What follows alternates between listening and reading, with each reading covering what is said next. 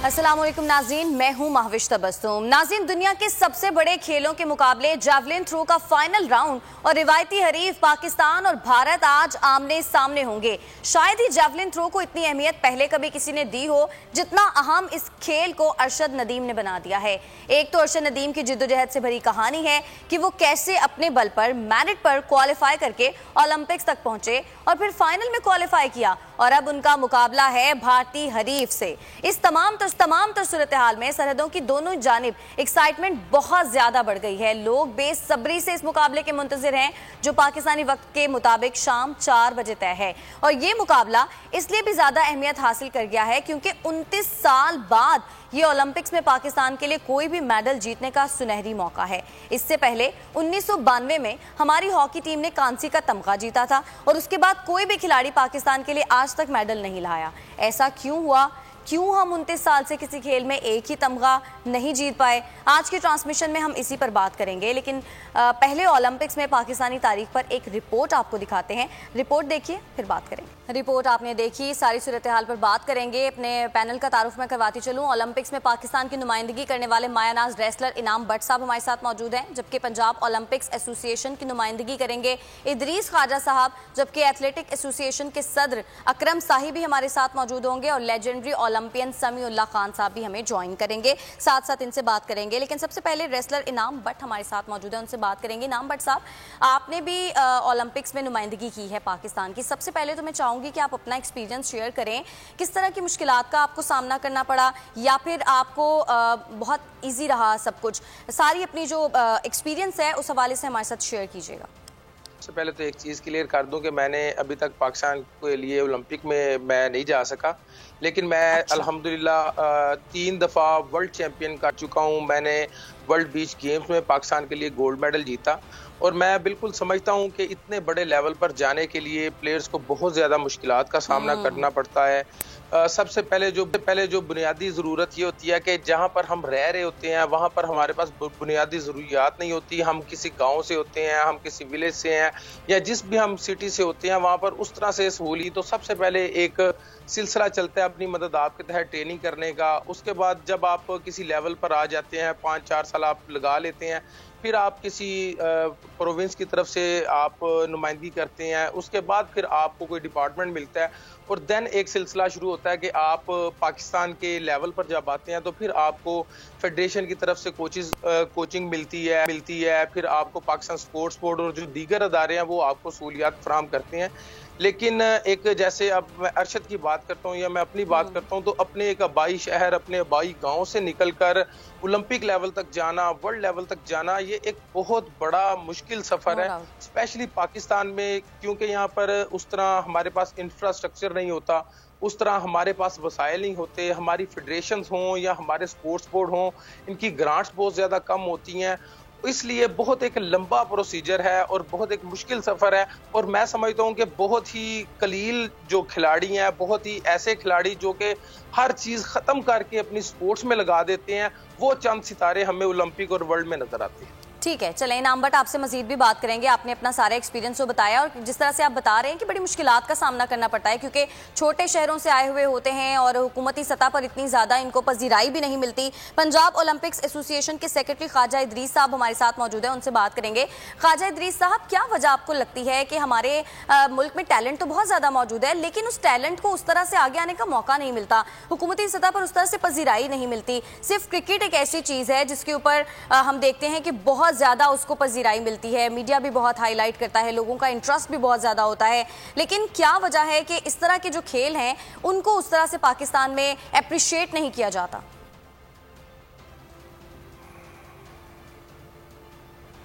अल्लाहुम्मा सल्ली अला मुहम्मद व आले मुहम्मद। सबसे पहले तो मैं आज अल्लाह ताला का बहुत ही शुक्रिया अदा करूँगा कि खुदावंद ताला ने आज पाकिस्तान को एथलेटिक में उस मुकाम पे खड़ा, पाकिस्तान का नाम रोशन हो सके। और अल्लाह ताला से दुआ गो हूँ कि हमारा अरशद नदीम जो है आज कामयाब हो और मेडल जो है वो हासिल करे।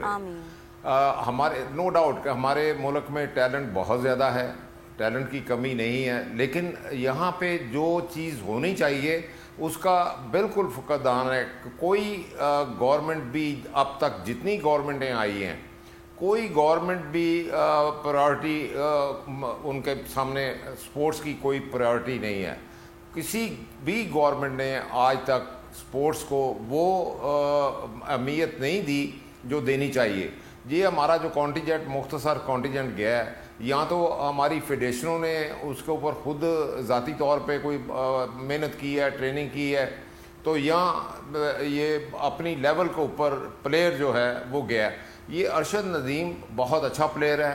ये एक जगह के ऊपर मैं इसके साथ था और गरीब घराने से इसका तल्लक है, और गरीब क्या वो बेचारा खाएगा और क्या मेहनत करेगा। जब तक गवर्नमेंट की इसके ऊपर पीछे बैक ना हो, वो बहुत मुश्किल है कि हमारे को प्लेयर बाहर निकले। अगर गवर्नमेंट प्रॉपर तरीके से हमारी फेडरेशनों के साथ मिल के ये तरीका तय करे कि हमने कैसे इनके ऊपर मेहनत करनी है। जो लोग जो 8 साल पहले ओलंपिक पर जहाँ भी उन्होंने उसको कंपटीशन में हिस्सा दिलाना होता है, उससे 8 साल पहले उस बच्चे को ट्रेनिंग शुरू करते हैं, मुल्क में भी और मुल्क से बाहर भी। हमारे यहाँ कोई सिस्टम ही नहीं है। इवन ख्वाजा इदरीस साहब, मैं कल एक रिपोर्ट पढ़ रही थी और उस रिपोर्ट में ये लिखा हुआ था कि जो भी प्लेयर्स होते हैं दूसरे मुल्कों से आते हैं, अपने ममालिक की नुमाइंदगी करते हैं, उसके बाद अगर वो ओलंपिक्स में जीत के जाते हैं तो उनके ममालिक उनको बहुत ज्यादा नवाजते हैं, उनको बहुत आसाइशें मिलती हैं, उनकी तनख्वाहें अच्छी होती हैं, उनको मौके मिलते हैं, उनको घर मिलता है, गाड़ियां मिलती हैं, बहुत कुछ मिलता है। नवाजना तो बात की बात है, अगर कोई जीत के आएगा तो तभी आप उसको नवाजेंगे। पहले तो आप उसकी जीत के लिए, उसके मेडल विनर के लिए उसके ऊपर उसकी ट्रेनिंग, उसकी प्रॉपर जो भी ट्रेनिंग है वो हो, ताकि वो बाहर जाके अपने मुल्क के लिए मेडल लेके आए। ये बात की बात है कि उसको आप किस तरह नवाजते हैं। बिल्कुल। अगर आज ये मेडल ले आता तो मैं समझता हूँ कि इमरान खान साहब की ये भी एक कामयाबी होगी खुदाबंद ताला की तरफ से। इन्होंने कोई गवर्नमेंट ने कोई ऐसा काम नहीं किया, लेकिन अगर वो गरीब अपनी लेवल के ऊपर या कोई फेडरेशन की लेवल के ऊपर को मेडल ले आता है तो ये एक पूरे मुल्क के लिए एक तमगा होगा, एक ऐसा खुदावंद ताला की तरफ से इनाम होगा और हमारे मुल्क का नाम दुनिया में रोशन होगा अगर हम आज मेडल ले लेते हैं। बिल्कुल। लेकिन मैं आपकी वसातत से ये अर्ज करना चाहता हूँ कि इसके बारे में एक लाया अमल तय होना चाहिए। गवर्नमेंट को फेडरेशनों के साथ हमारे साथ बैठ के मामला तय करना चाहिए कि हमें क्या करना है और गवर्नमेंट को क्या करना है। जब तक गवर्नमेंट इसकी सरपरस्ती नहीं करेगी, बहुत मुश्किल है मेडल लाना। ये उसकी हिम्मत है कि वो उस मुकाम पे पहुंच गया, या अल्लाह ताला खुदावंद ताला आज उसको फतह नसीब करे और हमारे मुल्क का नाम जो है वो रोशन हो। मैं दरख्वास्त करूँगा अपनी गवर्नमेंट से कि गवर्नमेंट हमारे साथ बैठ के मामला तय करे। अब आप देखें कि साउथ एशियन गेम एक छोटी सी गेमें हैं जो हमें मिली हुई हैं और हमने करानी है। उसके लिए आज तक जो इंफ्रास्ट्रक्चर है उसकी तैयारी प्रॉपर तरीके से नहीं हो रही। बिल्कुल। मैं अभी साइकिलिंग वेलोड्रोम की बात कर रहा था कि एक साइकिलिंग वेलोड्रोम है हमारे मुल्क में, वो लाहौर में है। ये 54 में बना और उसकी तरफ किसी ने उसके बाद तवज्जो नहीं दी। वो बना भी नहीं, उसको ऐसे लपाई सी करके छोड़ दी गई और कोई उसकी तरफ तवज्जो नहीं हुई। आज भी आप अगर 18वीं अमेंडमेंट देखते हैं तो 18वीं तरमीम के बाद उसको पंजाब गवर्नमेंट के पास आना चाहिए था। उसका कोई वाली वारस ही नहीं है, ना उसको डिमोलिश होके नया बनना चाहिए था। मैंने 2005 में ज़ाती तौर पे जाके इस्लामाबाद में 49 मिलियन इसके लिए पास कराया। वो उसमें से 76 lakh rupees Pakistan sports board के पास आ गया, लेकिन पाकिस्तान स्पोर्ट्स बोर्ड ने कसम खाई हुई थी कि इसको नहीं शुरू कराना, और अगर वो शुरू हो जाता बन जाता तो उस वक्त 5 करोड़ रुपए बन जाना था। ये चीज़ें हैं जो गवर्नमेंट हमारी को देखनी चाहिए। अगर गवर्नमेंट प्रॉपर तवज्जो दे तो मैं यकीन दिलाता हूँ अल्लाह ताला की मेहरबानी से कि हम पाकिस्तान के लिए ओलंपिक में एक नहीं 10 मेडल लेके आए। लेकिन जब तक गवर्नमेंट हमारा साथ नहीं देगी, जब तक हमारे साथ गवर्नमेंट बैठ साथ के नहीं मामला देगी, तय जाहिर है करने उस कि तरह क्या काम हमने से पजीराई करने भी हैं नहीं मिलेगी, और इस क्या तरह से गवर्नमेंट ने एप्रिसिएशन करने भी हैं। नहीं मिलेगी। ख्वाजा इदरीस साहब आप साथ ही मौजूद रहेगा। लेजेंडरी ओलंपियन समीउल्लाह खान साहब ने भी हमें ज्वाइन किया है, उनसे भी बात करेंगे। समीउल्लाह खान साहब, हॉकी टीम जो भारत की है वो काफी आगे तक गई, लेकिन हमारे यहाँ जो दस्ता गया था ओलंपिक्स में, सिर्फ उसमें अरशद नदीम की ही कारकर्दगी ऐसी रही कि अब उनसे उम्मीद वाबस्ता कर ली है पूरी कौम ने कि वो 29 साल के बाद एक मेडल जीत कर लेकर आएंगे इंशाल्लाह ताला। तो क्या वजह है, आपको क्या लगता है? हॉकी तो हमारा कौमी खेल है, उसके बावजूद हम लोग हॉकी में आगे क्यों नहीं जा सके? समीउल्लाह खान साहब से बात करेंगे, गालिबन उनके साथ हमारा राब्ता मुनक़ता हो गया है। रेसलर इनाम भट्ट भी हमारे साथ मौजूद हैं। इनाम भट्ट साहब, आपने मुश्किलात का जिक्र किया, आपने कहा कि ज़ाहिर है छोटे गांव से आए हुए होते हैं, इतना टैलेंट होता है लेकिन हुकूमती सतह पर उस तरह से पजीराई नहीं मिलती। ख्वाजा इदरीस साहब ने भी वही बात की। आप क्या समझते हैं कि अगर हुकूमती सतह पर जिस तरह से क्रिकेट को बहुत ज़्यादा पजीराई मिलती है, इन खेलों को भी उसी तरह से पजीराई मिलने लगे तो क्या हमारे मुल्क में इतना टैलेंट मौजूद है कि हम हर चीज़ में बहुत आगे जा सकते हैं?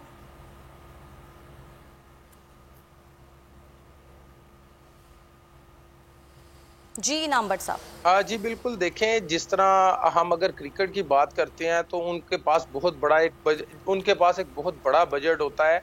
तो अगर आप ये देखें कि जो दूसरी फेडरेशंस हैं, अगर उनके पास भी इस तरह से बजट हो तो हमारे खिलाड़ी बहुत ज्यादा आगे जा सकते हैं। अगर आप ये देखें कि ओलंपिक के स्टैटिस्टिक्स उठाकर देखें कि पूरी दुनिया के, हम चाहते तो हैं कि हमारा ओलंपिक में मेडल आए, लेकिन आप ये देखें कि जो बड़े कंट्रीज हैं या दूसरे कंट्रीज हैं वो एक ओलंपिक मेडल तैयार करने में कितने पैसे लगाते हैं। 1-1 लाख, 2-2 लाख नहीं, 10-10 लाख डॉलर लगता है एक खिलाड़ी को तैयार होने में और ओलंपिक में मेडल जीतने में। जर्मन जो है वो 15 लाख लगा रहा है, रशिया जो है वो 18 लाख डॉलर लगा रहा है एक खिलाड़ी को तैयार करने में। तो जब हम अपना बजट देखते हैं या हुकूमत की तरफ देखते हैं तो हमारे पाकिस्तान स्पोर्ट्स बोर्ड के पास इतना बजट नहीं है कि वो हमें आगे फेडरेशन को वो पैसे दे सके। तो जब हम अपने खिलाड़ी पर, हमारे पास बजट नहीं होगा, हम अपने खिलाड़ी को उतना पैसा नहीं दे सकेंगे, तो मुझे आप बताएं कि हम किस तरह से मैनेज करेंगे। अगर आप देखेंगे सबसे पहले तो हुकूमत के पास बजट ही कम आया हमारे स्पोर्ट्स बोर्ड के पास, उसके बाद उसने उसमें से आगे फेडरेशंस को देना है। फेडरेशंस के पास अगर फी फेडरेशन की बात करें तो तकरीबन 10 से 15 लाख रुपया एक साल की ग्रांट हर फेडरेशन के पास आती है। तो आप मुझे बताएं कि 10-15 लाख एक घर का खर्चा नहीं होता, आप उसमें से खिलाड़ी कैसे तैयार करेंगे? आप मुझे बताएं कि इंफ्रास्ट्रक्चर पर क्या लगाएंगे? आप उसमें तो एक नेशनल लेवल का इवेंट नहीं करवा सकते। तो जब हम ओलंपिक की बात करते हैं, जब हम वर्ल्ड की बात करते हैं, तो सबसे जरूरी चीज होती है हमारा बजट। हम खिलाड़ी को दे क्या रहे हैं, ये बहुत ज्यादा जरूरी है। तो हुकूमत पाकिस्तान को चाहिए, क्योंकि देखें मैं सबसे पहले बात करता हूं कि हमारे जो प्राइम मिनिस्टर एक स्पोर्ट्समैन है, उन्होंने पूरी दुनिया में पाकिस्तान का नाम रोशन किया है। या आप या कोई दूसरा जाके तो नहीं बता सकता कि जनाब स्पोर्ट्स में क्या क्या चाहिए। उनको तो खुद इतनी ज्यादा इंफॉर्मेशन है, इतने बड़े लेवल पर वो खेले हैं। लेकिन मसला ये रहा है हमारे पिछले 2-3 साल में कि हमारी जो हुकूमत की प्रायोरिटी है वो स्पोर्ट्स नहीं थी, बाकी सारे मामला बहुत सारे डिस्टर्ब थे मुल्क के। और आप ये देखें कि जो हमारे पाकिस्तान स्पोर्ट्स बोर्ड के डायरेक्टर जनरल का ओहदा है वो 2 साल से खाली रहा, उस पर डायरेक्टर जनरल साहब नहीं बैठे हुए थे, तो किस तरह इदारा एक अच्छा परफॉर्म कर सकता है। लेकिन अब जो है हमारे डायरेक्टर जनरल साहब भी आ गए हैं, अब हमारे पास टाइम है कि हम अगली ओलंपिक को टारगेट कर लें। अब हम साउथ एशियन गेम्स करवाने जा रहे हैं, हम उसको टारगेट करें। अगर हम अपने खिलाड़ियों पर पैसा लगाएंगे तो फिर ही फायदा होगा, फिर ही हमारी फेडरेशंस आगे निकलेंगी, फिर ही हमारे खिलाड़ी आगे निकलेंगे, फिर ही हमारा स्पोर्ट्स बोर्ड आगे निकलेगा और पूरे पाकिस्तान में स्पोर्ट्स ज्यादा बेहतर होगी और खिलाड़ी मेडल लेकर आएंगे। चलें, एथलेटिक्स एसोसिएशन के सदर अकरम साही साहब ने भी हमें ज्वाइन किया है, उनसे भी बात कर लेंगे।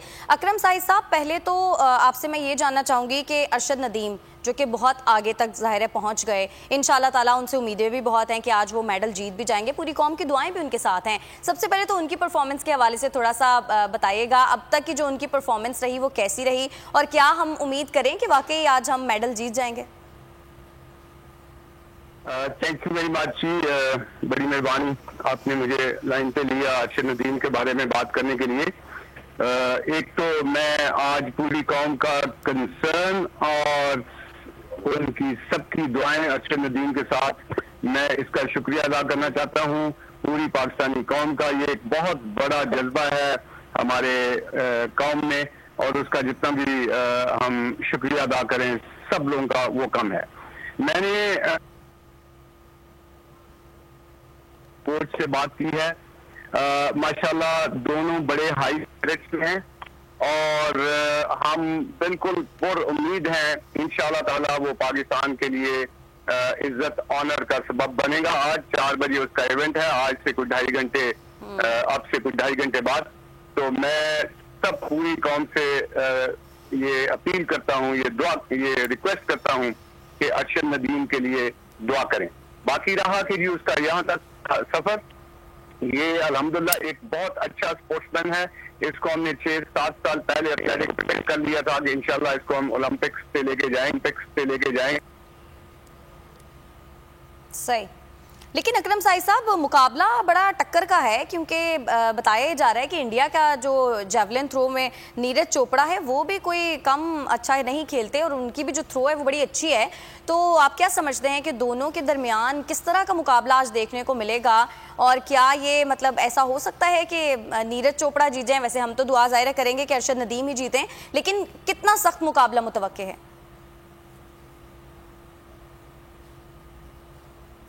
पहले वो बात खत्म कर लूं कि ये हमारा कौम को पता हो कि एक बहुत अच्छा स्पोर्ट्समैन उस लिहाज से है कि इसमें कंपटीशन स्पिरिट बहुत ज्यादा है। ये जहां भी हम इसको लेके गए हैं बाहर के मुकाबलों में, चाहे वो साउथ एशियन गेम्स थी, चाहे वो एशियन गेम्स थी, चाहे वो वर्ल्ड के और कंपटीशन, इसने अपने पहला जो स्टैंडर्ड किया होता है उससे बेहतर किया है, जिससे उसने ये साबित किया है कि वो जिस भी कंपटीशन में जाता है उसकी स्पिरिट अच्छी है और कंपटीशन स्पिरिट है उसका, और एक दिलेर और बोल्ड एथलीट है। पहली बात तो ये होगी। सही। दूसरा, आपकी आवाज थोड़ी कट के आ रही थी, लेकिन जो मुझे सवाल की समझ लगी है कि आ रही है कि इंडिया का जो एथलीट चोपड़ा के नाम से है उसने भी क्वालिफाई किया है, और जी तो इन दोनों में मुकाबला कैसे रहेगा। वो भी एक बहुत अच्छा एथलीट है, ये दोनों एक लेवल के हैं। और जैसे मैंने कहा कि चोपड़ा पहले भी कभी इससे ज्यादा भी किसी कंपटीशन में उसने थ्रो किया है, लेकिन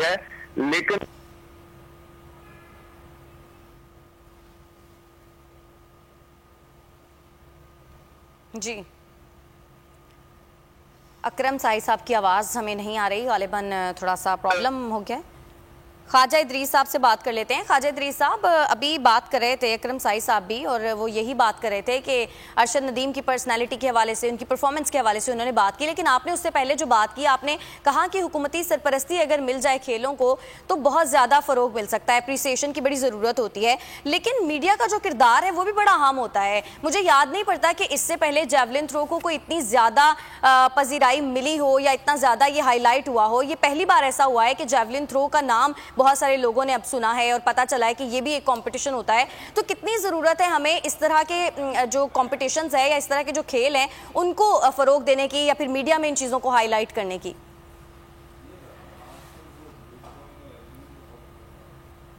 आप ठीक कह रही हैं, मीडिया का एक ख़ास रोल होता है किसी भी इवेंट में। अगर मीडिया उसको हाईलाइट ना करे, पब्लिक को ना बतलाए, तो वो इवेंट वहीं उस ग्राउंड तक रह जाता है।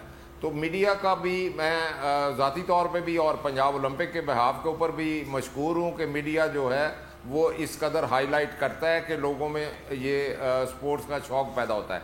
हमारे यहाँ जितने भी स्पोर्ट्स मैन हैं, प्लेयर हमारे, वो मोस्टली गरीब घराने से निकलते हैं, गरीब तबके से तल्लुक़ होता है, और उनके ऊपर जब तक हम पैसा नहीं लगाएंगे, उनको प्रॉपर ट्रेनिंग नहीं देंगे मुल्क के अंदर, मुल्क के बाहर, मैंने पहले भी कहा कि ये हमारी फेडरेशन का रोल है कि वो अपने प्लेयरों को तैयार करती है, चाहे वो रेसलिंग हो या एथलेटिक हो या कोई भी गेम हो, वो अपनी लेवल के ऊपर करते हैं। जहाँ तक गवर्नमेंट का सवाल है, गवर्नमेंट को इसके ऊपर तवज्जो देनी चाहिए। स्पोर्ट्स के ज़रिए मुल्क बनते हैं। जहाँ पे कोई लॉ लेसनेस ज़्यादा हो जाए किसी मुल्क में, तो वहाँ की गवर्नमेंट स्पोर्ट्स की तरफ तवज्जो देती है और वहाँ लोगों के ब्रेन वॉश करके उन लोगों को ग्राउंडों में ले आती है। तो स्पोर्ट्स का एक ख़ासा रोल है मुल्क के इमेज में, और ये मैं फिर दरख्वास्त करूँगा कि गवर्नमेंट को कि वो हमारे साथ बैठ जाए और तय करे कि उन्होंने क्या करना है और हमने क्या करना है। ख्वाजा इदरीस साहब, जो लास्ट मेडल था वो 29 साल बाद जीता गया था। 29 साल तक पाकिस्तान ओलंपिक्स में कोई मेडल नहीं जीत सका। इसकी वजह आपको यही लगती है कि गवर्नमेंट की तवज्जो नहीं थी?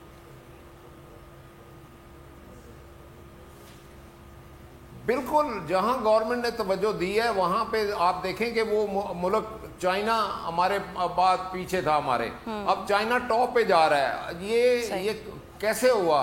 ये इसी तरह हुआ कि गवर्नमेंट ने उसकी तरफ तवज्जो दी, एक सिस्टम बना, उस सिस्टम में हमने अपने बच्चों को दी। यहाँ पे तो ये है कि जो ग्रांट्स छोटी छोटी मामूली जी ग्रांट दी जा रही होती है ना एसोसिएशनों को कि ये अपने प्लेयर कोई आप तैयार करें, वो भी बंद कर दी गई है। पंजाब ओलंपिक की ग्रांट्स 2011 से बंद है। कौन सा प्लेयर तैयार होगा पंजाब से? पंजाब सबसे बड़ा सूबा है। ये क्यों बंद कर दी गई? आई डोंट नो व्हाई, ये ऐसा क्यों किया गया। और आप देखें, मैं अपनी गवर्नमेंट के साथ हूँ, मैं पंजाब गवर्नमेंट के भी साथ हूँ, मिनिस्टर साहब काम कर रहे होंगे, लेकिन ये आप देखें कि गेम कराना ओलंपिक का काम है, फेडरेशनों का काम है, एसोसिएशनों का काम है, ये गवर्नमेंट का काम नहीं है।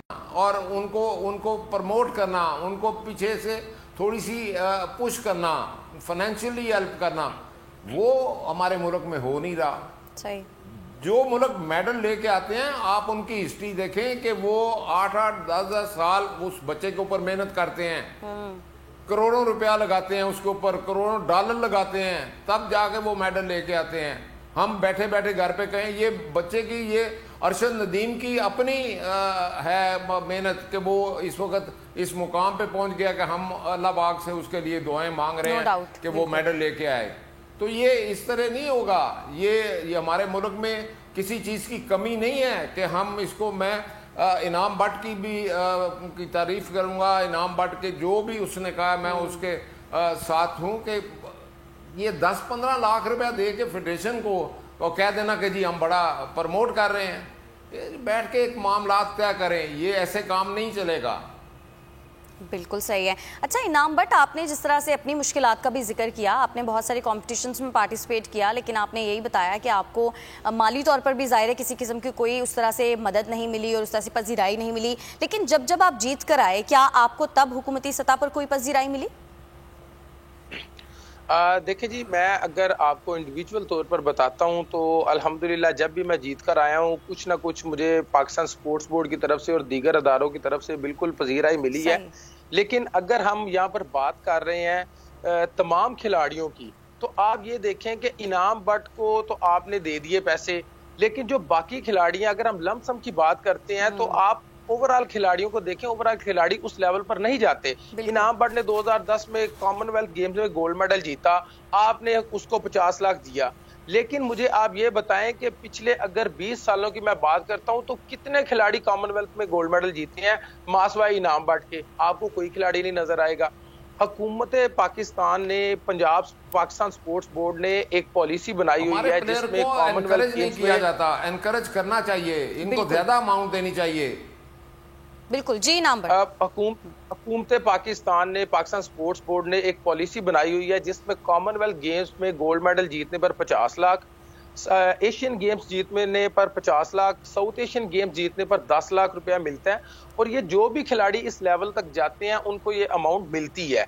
लेकिन जो सबसे जरूरी चीज है, जो देखने की बात यह है कि इस लेवल पर खिलाड़ी की वैल्यू कम हो गई है। आप डॉलर की प्राइस देखें कि डॉलर कहां पहुंच गया है, और ये 50 लाख रुपए की वैल्यू क्या हो गई है। ये पैसा बढ़ना चाहिए।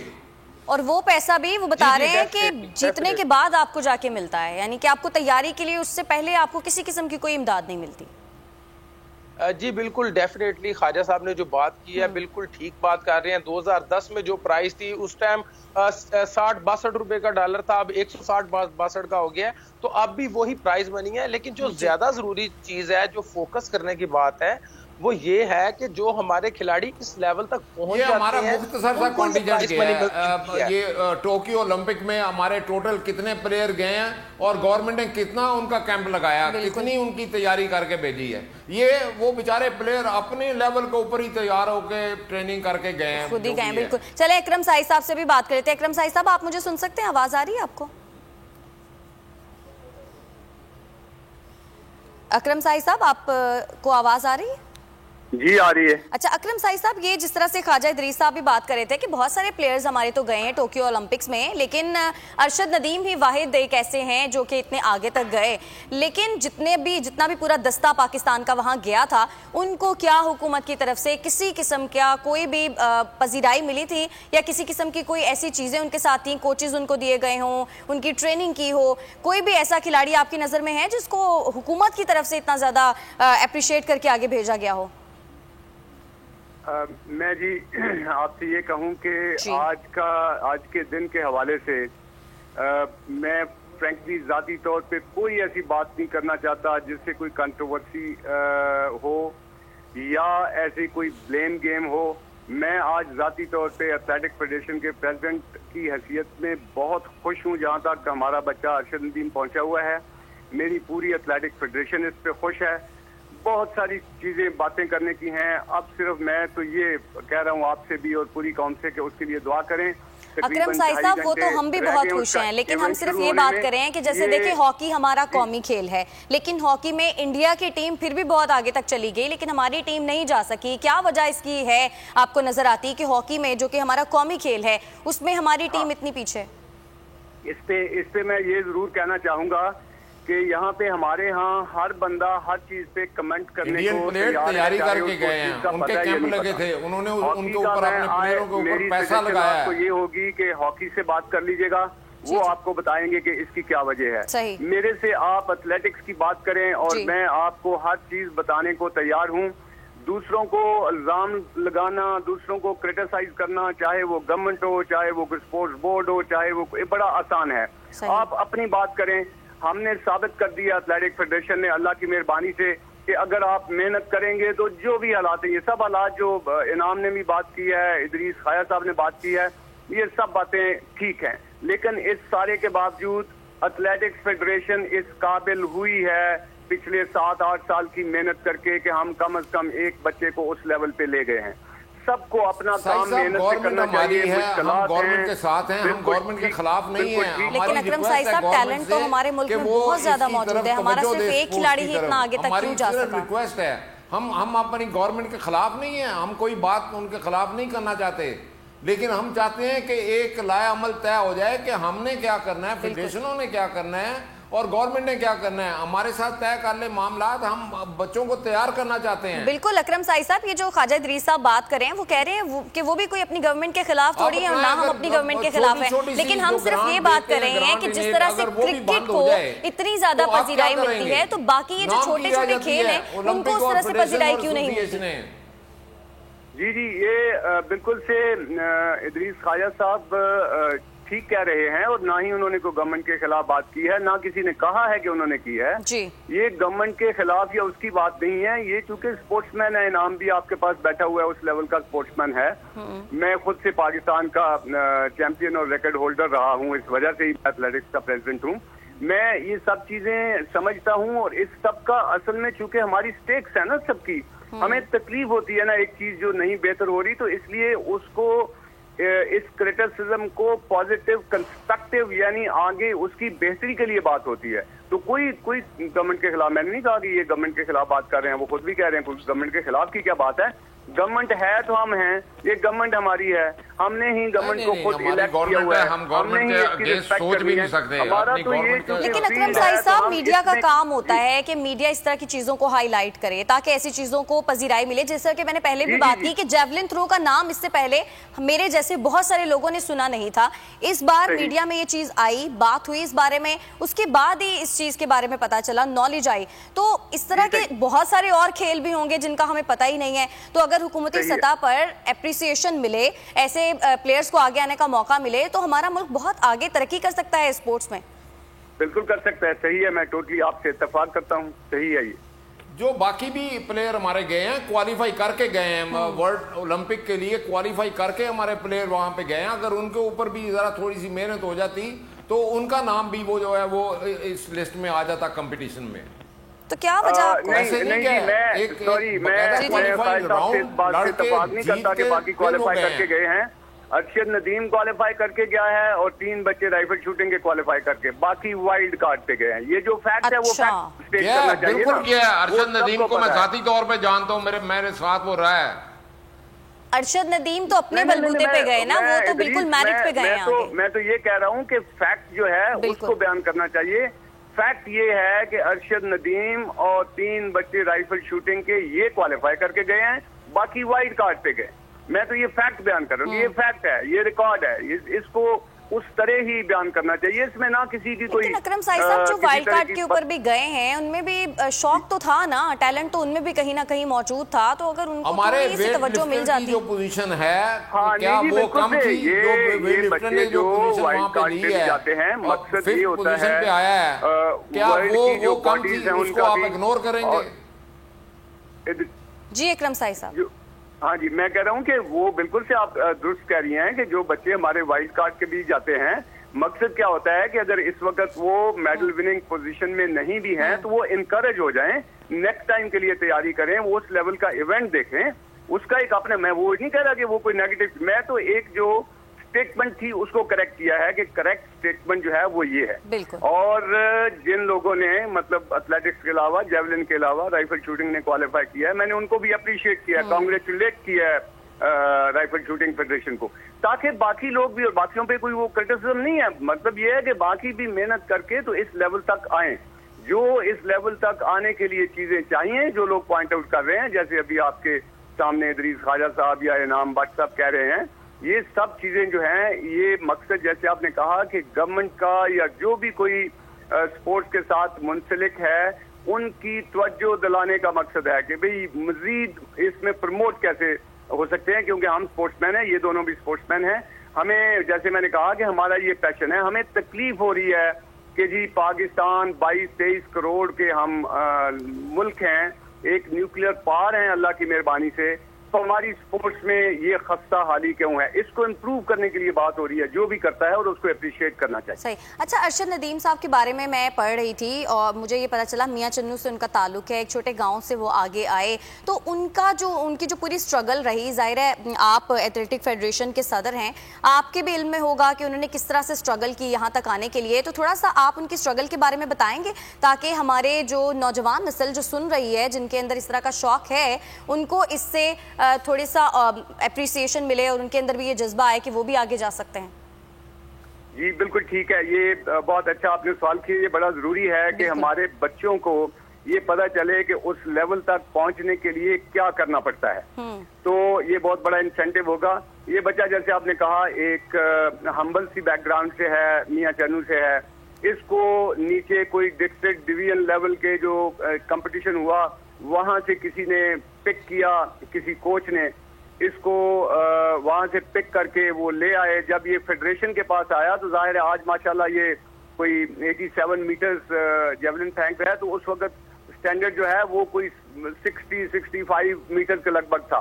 तो ये फिर चूंकि फेडरेशन एक्सपर्ट होते हैं ना, इनके पास एक्सपर्ट कोचेज हैं, क्वालिफाइड कोचेज हैं हमारे पास, तो हमने इसको आज से, जैसे मैं कह रहा था, 6-7 साल पहले पिक किया और सबको पता है, आपको भी हम इंटरव्यूज देते रहे हैं, कहते रहे हैं, बताते रहे हैं, मीडिया पूरे को ये पता है कि हम कब से लगे हुए थे कि ये बच्चा इस लेवल तक पहुंचेगा। इसने खुद से दिन रात मेहनत की है। इसके साथ हमने डेडिकेटेड एक कोच फयाज बुखारी साहब जो हैं उनको लगाया हुआ है, जो दिन रात इसके साथ हैं। उसके अलावा ये काफी नहीं था, हमने इसको फॉरेन कोच जो है, क्योंकि एक खास लेवल पे पहुंच के आपको टेक्निक में मजीद बेहतरी चाहिए होती है। ये दोनों बड़े एक्सपर्ट्स हमारे चूंकि बैठे हुए हैं आपके पास, ये इस बात पे इत्तेफाक करेंगे कि एक लेवल पे जाके आगे बढ़ने के लिए आप टेक्निक को इम्प्रूव करना होता है। सही। तो इसको हमने बाहर कजाकिस्तान के कोच को हायर किया और वो इसकी ट्रेनिंग जो है, चूंकि वहां हम भिजवा नहीं सके कोरोना की वजह से, तो ऑनलाइन वो ट्रेनिंग करवाता रहा। इसकी देख के कि क्या इसको बेहतर करना है। इसको हमने टर्की ट्रेनिंग कैंप के लिए भेजा, वहां वो कोच भी कजाकिस्तान वाला था। इसको ओलंपिक में जाने से पहले जो कंपटीशन चाहिए होते हैं तैयारी के लिए वो करवाए। माशाल्लाह ईरान हमने भेजा, वहां पे इसने गोल्ड मेडल लिया अभी कोई 2 महीने पहले और अपना रिकॉर्ड इम्प्रूव किया, पाकिस्तान का नया रिकॉर्ड किया। तो ये इस तरह से ये लंबा सफर है, ये ऐसे हफ्ते 2 महीने में जाके आप मेडल उस लेवल पे नहीं ला सकते। और ये सारी दुनिया यही कर रही है, अमेरिका कर रहा है, चाइना कर रहा है, जितनी भी लीडिंग नेशंस हैं वो सब यही कर रही हैं। ये आपको एक बच्चा ओवरनाइट ओलंपियन नहीं बन सकता, चैंपियन नहीं बन सकता।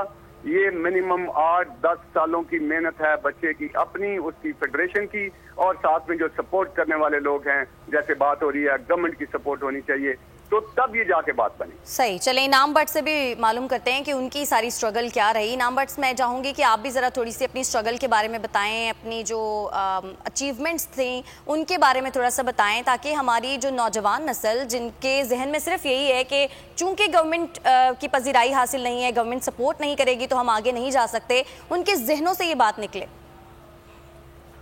जी बिल्कुल, डेफिनेटली जिस तरह अरशद का आपने सारी बात सुनी, बिल्कुल किसी भी खिलाड़ी को ओलंपिक लेवल के लिए, वर्ल्ड लेवल के लिए तैयार करने के लिए इसी तरह एक लंबा टाइम पीरियड चाहिए होता है। अगर मैं अपनी बात करता हूं तो मैंने 2001 में अपनी रेसलिंग का आगाज़ किया। पहले 2-3 साल मैं क्योंकि पहलवान बैकग्राउंड से तल्लक रखता हूं, तो हमारे तो घर से मुझे पहलवानी मिली।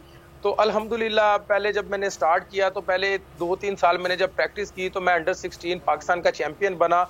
उस वक्त मेरा इंटरेक्शन जो है वो पाकिस्तान की जो रेसलिंग फेडरेशन है उसके साथ हुआ। उसके बाद उन्होंने वहाँ पर कैंप लगाए और मुझे पाकिस्तान जो जूनियर है उसके लिए तैयार किया।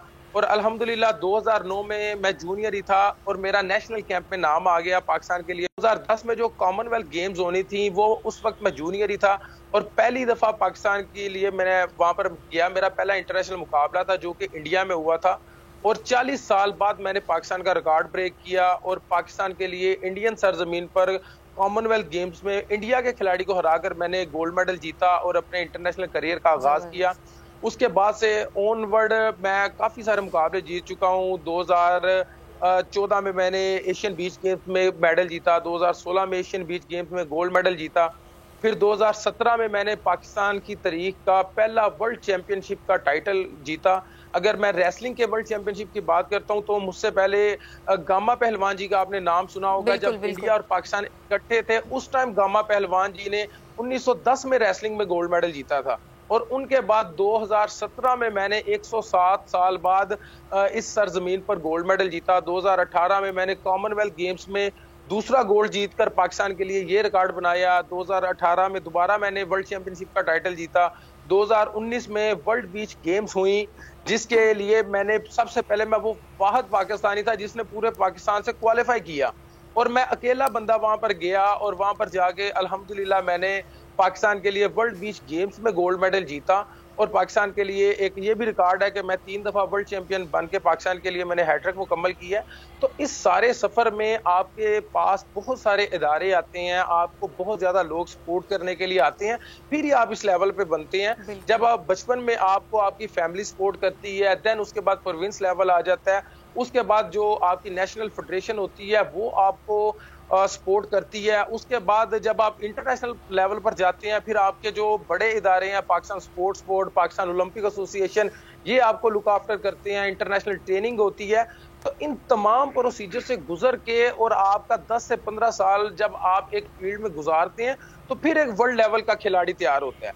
और इस तरह से कोई भी आप बड़ा एथलीट उठाकर देखेंगे जो इस लेवल पर जाता है वो इसी चेन से गुजरता है। जो जरूरत है वो ये है कि इस चीज को बेहतर करने की जरूरत है, इस चेन में बेहतरी लाने की जरूरत है, जिस जगह खला मौजूद है उन पर काम करने की जरूरत है।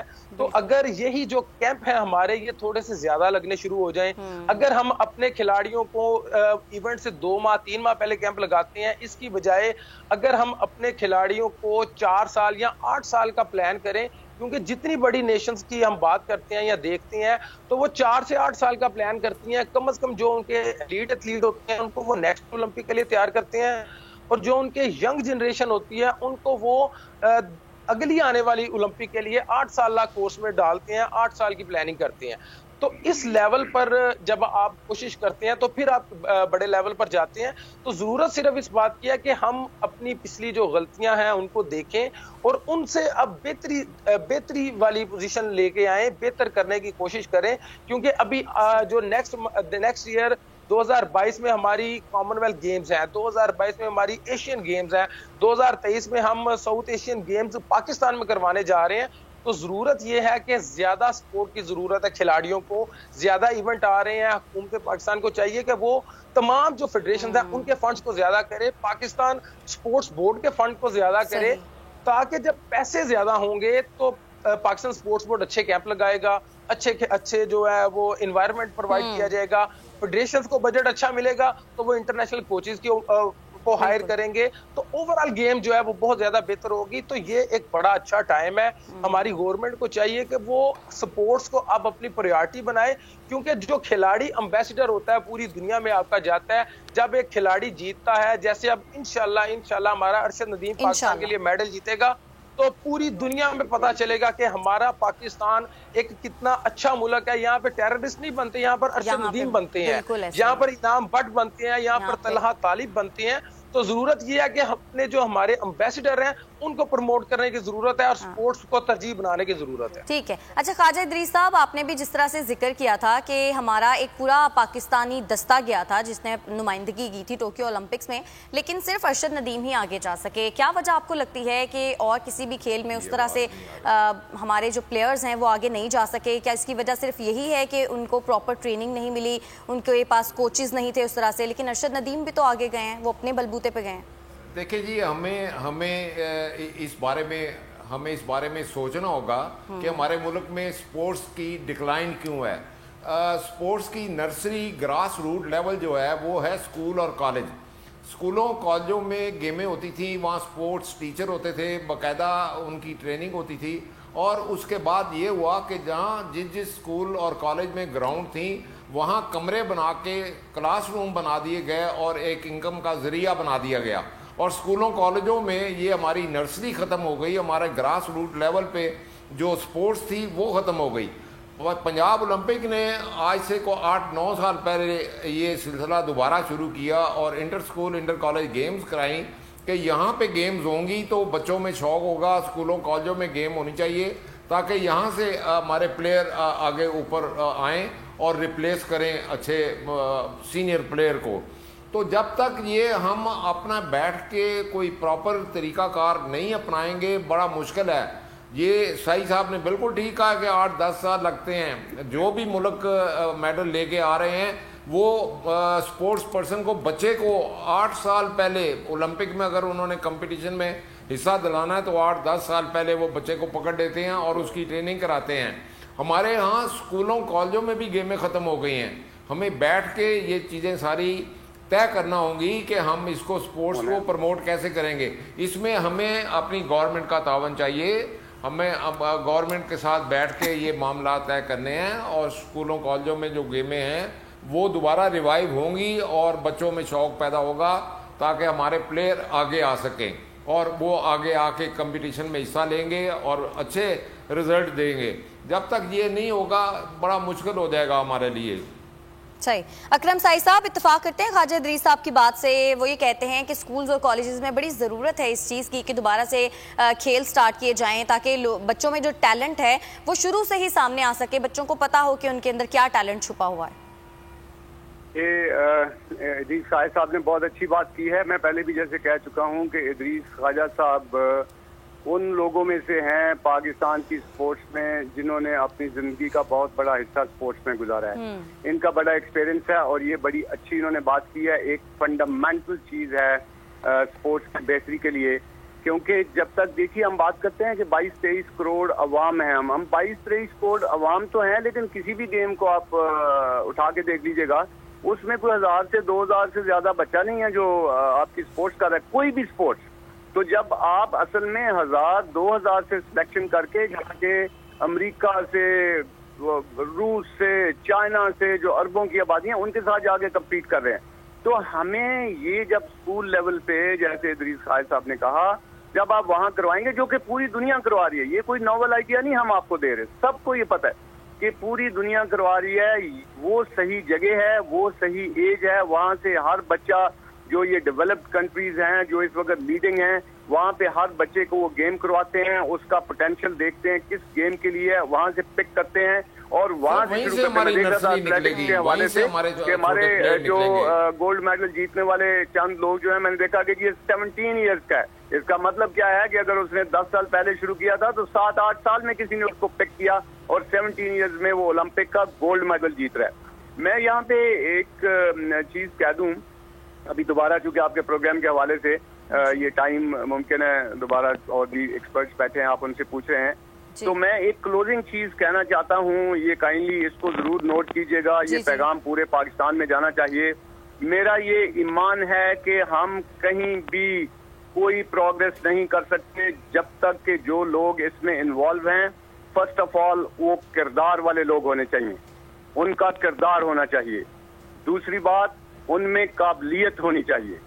तीसरी बात, उनमें ईमानदारी होनी चाहिए। और चौथी बात, स्पोर्ट्स के हवाले से खास तौर पे उनमें जुनून होना चाहिए। जुनून के बगैर, पैशन के बगैर स्पोर्ट्स नहीं कामयाब हो सकती।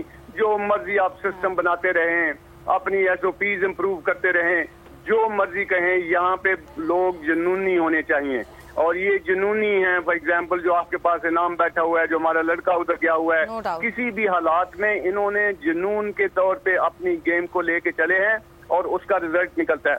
ये क्योंकि बात देखिए ना, बात बड़ी अच्छी ठीक ये कर रहे हैं खाया साहब भी और इनाम भी, ये जैसे फंड्स की बात हो रही है। अब फंड्स मिलेंगे, आगे बंदा अगर ईमानदार नहीं है, किरदार वाला नहीं है, वो फंड्स खा जाएगा, बच्चे तक पहुंचेगा ही नहीं। इसलिए फंड्स जरूरी हैं, कोई शक नहीं है। गवर्नमेंट की तो जब मैं लेकिन इसके लिए आप ये कहते हैं जज्बा भी इंटेग्रिटी होनी चाहिए और किरदार होना चाहिए। आखिर में अल्लाह ताला की तरफ से हमें दुआ करनी चाहिए कि आज पाकिस्तान का नाम जो है दुनिया में रोशन हो। अरशद नदीम जो है वो आज मेडल ले ले इंशाल्लाह इंशाल्लाह। चलिए ख्वाजा इदरीस साहब, लास्ट कमेंट्स। हेलो जी ख्वाजा इदरीस साहब, लास्ट कमेंट्स, टाइम शॉर्ट है। अच्छा ख्वाजा साहब जी, मैं लास्ट में यही दुआ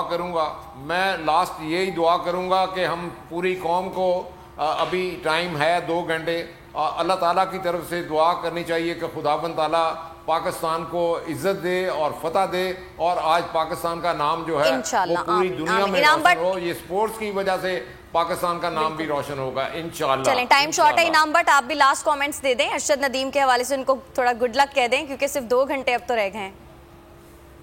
जी बिल्कुल, हमारी नेक तमन्नाएं अरशद के साथ हैं और इंशाल्लाह हमें पूरी उम्मीद है कि अरशद पाकिस्तान का इंशाल्लाह परचम बुलंद करेगा और पाकिस्तान में अरशद की जीत के साथ साथ एक स्पोर्ट्स के हवाले से एक नई लहर उभरेगी जिसमें आने वाली ओलंपिक में बहुत सारे अरशद और बहुत सारे इनाम बट शामिल होंगे। बहुत शुक्रिया आपका इनाम बट। हमारे साथ मौजूद थे अकरम सही साहब, ख्वाजा इदरीस साहब, आप तीनों का बहुत बहुत शुक्रिया। ट्रांसमिशन का एंड इस दुआ के साथ कि आज अरशद नदीम मेडल जीते ताकि पाकिस्तान को 29 साल बाद ये खुशी मुयसर हो कि पाकिस्तान ने ओलंपिक्स में मेडल जीता है। कौम की दुआएं अरशद नदीम के साथ हैं। Good luck Arshad Nadeem.